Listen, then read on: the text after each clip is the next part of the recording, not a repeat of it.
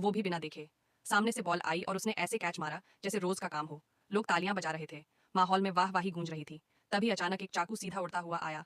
लड़की के चेहरे पर कोई एक्सप्रेशन नहीं, एकदम ठंडी, बिल्कुल शांत। वहीं खड़ा छोटा मोटा सा लड़का, जिसे सब छोटू बुलाते हैं, चिल्ला पड़ा, अबे ये कौन हरामी है?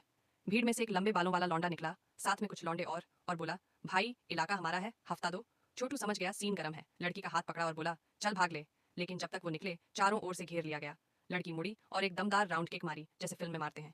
यू कॉफी, मैं कॉफी, कॉफी। इस लड़की का नाम था चियांशी, एक खास बच्ची।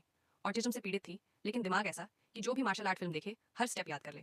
कुछ ही वक्त में उसने छोटू को भी धूल चटा दी। मतलब टैलेंट कूट कूट के भरा था। लेकिन घर का खर्च चलाने के लिए वो और छोटू सड़कों पर स्टंट करके पैसे कमाते थे। उस दिन तो लड़ाई जीत ली, पर मुसीबत मोल ले ली। वो गुंडे रोज तंग करने लगे। कमाई बंद हो गई और उस पर माँ को कैंसर निकला। इलाज के पैसे तो थे नहीं। घर की सारी जमा पूंजी इलाज में खत्म हो गई। आखिर में माँ को वापस घर लाना पड़ा। एक दिन माँ उठी, बाहर आई, देखा चियांशी बेचैन है। माँ ने गले लगाने की कोशिश की तो चियांशी ने झट से माँ की विग खींच दी। उसके सामने अब उसकी वही माँ नहीं थी जो लंबे बालों वाली सुंदर दिखती थी, बल्कि एक थकी हुई अधगंज माँ थी। ये देख के चियांशी बुरी तरह घबरा गई, जोर से चीखने लगी। उसे समझ नहीं आ रहा था क्या करे, पर दिल ने कहा माँ के साथ दुख बांटना है। उसने कैंची उठाई और अपने बाल खुद ही काट डाले। शायद वो शब्दों में ना कह पाती हो, लेकिन उसका तरीका यही था माँ को बताने का, मैं तेरे साथ हूँ। छोटू को एक दिन माँ की पुरानी डायरी मिलती है, जिसमें लिखा था कि किन फैक्ट्रियों ने उसका पैसा नहीं दिया। असल में वो ठेकेदार लोग गुंडों से मिले हुए थे और मजदूरों का पैसा दबा लेते थे।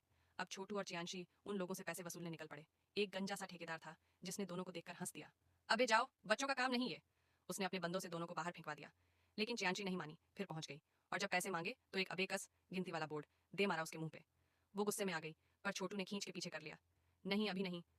रात भर छोटू सो नहीं पाया और सुबह अकेले ही गया पैसा मांगने। लेकिन वहां उसे चारों ओर से घेर लिया गया।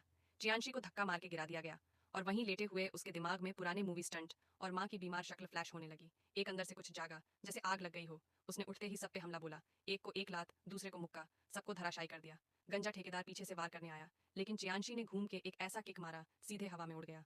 बोले तो इतना मारा कि उसका बाप भी पहचान ना पाए। पैसे वापस लेकर चियांशी घर आई और उसे अब समझ आ गया था, बुराई से लड़ना है तो मुट्ठी बांधनी पड़ेगी और जिंदगी कैसी भी हो उसे गले लगाना सीखना पड़ेगा।